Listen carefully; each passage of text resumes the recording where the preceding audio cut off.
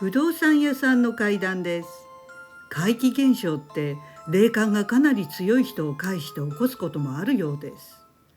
これはたびたび私の話に登場する霊感の強い友人のマサルさんがニュージーランドに住んでいた2003年頃に体験した話です。当時マサルさんは大学3年になったばかりで、それを機に両親宅から出て友人とフラッティング、つまりシェアハウスをすることにしたそうです。そのシェアハウスは一軒家で、すでに友人が借りて住んでいたので、そこにマサルさんが加わるという感じでした。その家はどこにでもある日本でいうところの古い 3LDK の一戸建てという感じだったそうです。玄関を入ってすぐリビングルームがあり、その奥がキッチンで、ベッドルームはそのリビングルームとキッチンに並ぶ位置にありました。霊感の強いマサルさんですが、最初家に入った時は何もおかしなことは感じなかったそうです。逆に親の小言から解放されて、音楽の音量も気にせず、夜遅くまで友人と飲みながら好きなゲームもできて快適だったそうです。住み始めてちょうど3日目でした。マサルさんは家の中がちょっと風通しが悪いと感じるようになりました。それも決まって夜の10時以降に家の中の空気がよどみ出すそうです。それで気になったのでマサルさんは友人に、ここに住んでて何か変なことない?とさりげなく聞いてみました。すると友人はきょとんとして、全然ないよ、なんで?というので、マサルさんは余計なことは言いませんでした。友人には何も感じない程度なら気にすることもないかと思ったそうです。ところがそれから1週間ぐらい経った時でした。それは深夜の1時頃で、マサルさんは自分の部屋でまだ起きていたそうです。いつものように家の空気はよどんでいました。すると外のテラスの付近からさわさわっと複数の得体の知れない何かが隣のリビングを通り、奥のキッチンに抜けていったのが霊感の強いマサルさんには分かったそうです。マサルさんはひょっとしてこの家には外から中を抜けていく霊の通り道、つまり霊道があるのではとその時思いました。その晩からさらに1週間が過ぎた頃です。ある朝、友人はかなり寝不足のようで元気がありませんでした。聞くと、実はこのところずっと夜中、家の中でわさわさと物音がしてうるさくて、よく眠れていないというのです。マサルさんは霊が通り抜ける時の音かもしれないと内心思いました。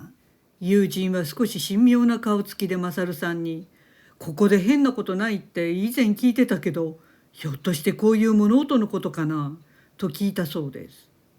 友人は今までずっとこの家で暮らしていて、こんなことはつい最近までなく、ちょうどマサルさんが引っ越してきて少ししてから起きていたというのでした。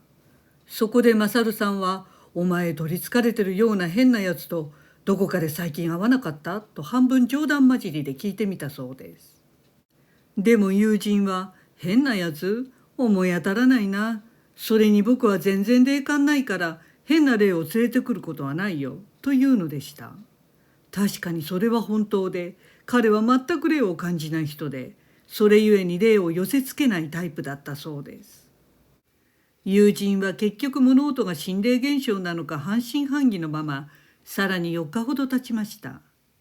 それは夜の11時頃だったそうです。2人はリビングでテレビゲームをしていました。夢中になってゲームに没頭していた時です。突然パチンとテレビゲームの電源が切れたそうです。2人は同時に、あれ?なんでゲーム機だけ電源切れたんだ?と不思議に思いました。変だな、なんでだろうなどと言っていると、突然キッチンの電気の湯沸かし器ポットが勝手にスイッチが入り、沸騰しだしたのです。誰も電源を触っていないのにお湯を沸かしているのです。さすがにこれには2人は気味が悪くなり、すぐに寝るのはやめて様子見することにしたそうです。怪奇現象を目の当たりにした友人に、マサルさんはこの家には霊道のあることを話したそうです。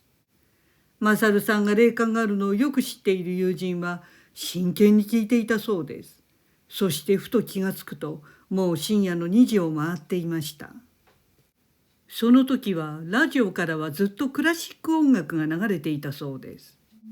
すると急にそのクラシック音楽がポップミュージックにガラッと変わったのでした。大学で音楽を専攻しているマサルさんにはそのポップミュージックを聴いてて何かおかしいのがすぐ分かったそうです。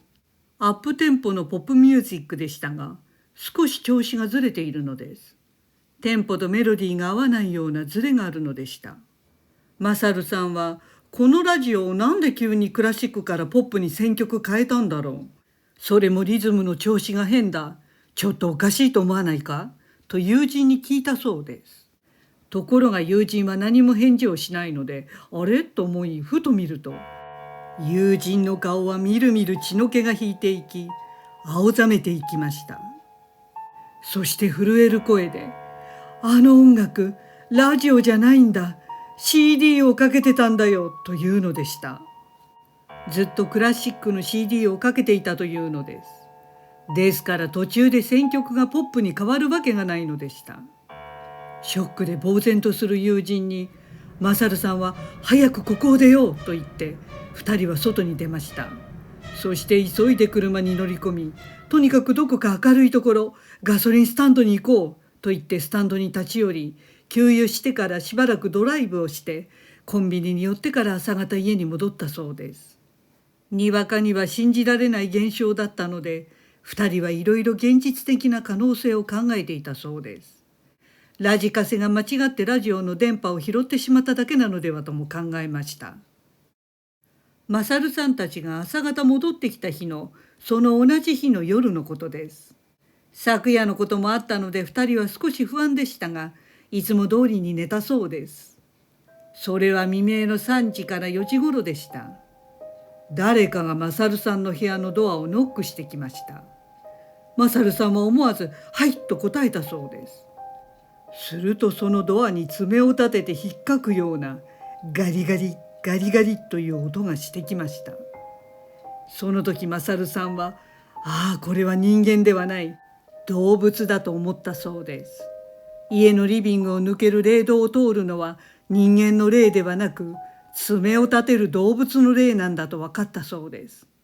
もともとその家のエリアには野良猫が多く、庭にもよく猫が来ていました。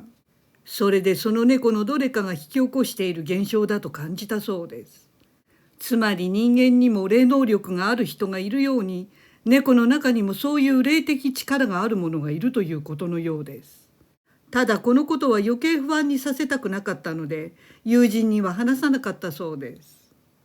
ところがその2日後、友人の部屋のドアにも何かが爪を立ててガリガリっと引っかいてきたそうです。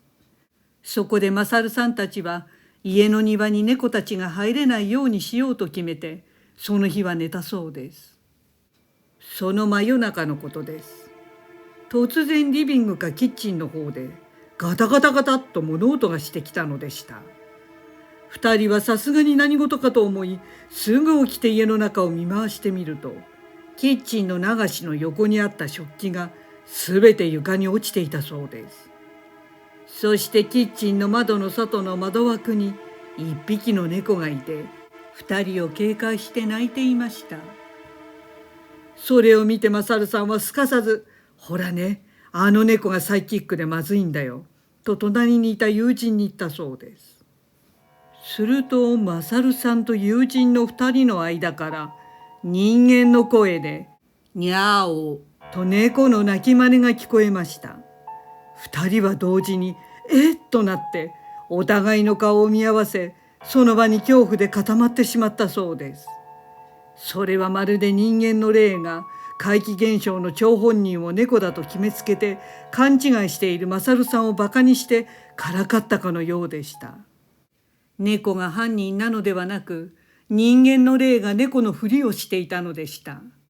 飼い主や恩に思う人間を守ってくれる猫を逆に怪現象の犯人だと思っていたのです。マサルさんはもうここにはいられないと思ったそうです。人間の霊の場合、逆に霊感の強いマサルさんが霊のターゲットになりかねないからです。その夜がきっかけで、結局マサルさんはそのシェアハウスを出たそうです。ただ勝さんが家を出た後はそのシェアハウスの怪奇現象は収まったようなのです。霊感の鋭い人は霊の存在がわかるので霊の方から寄ってくることになり、逆を返せば気をつけないと霊を引き寄せてしまうということかもしれませんね。ご視聴ありがとうございました。よろしければチャンネル登録お願いします。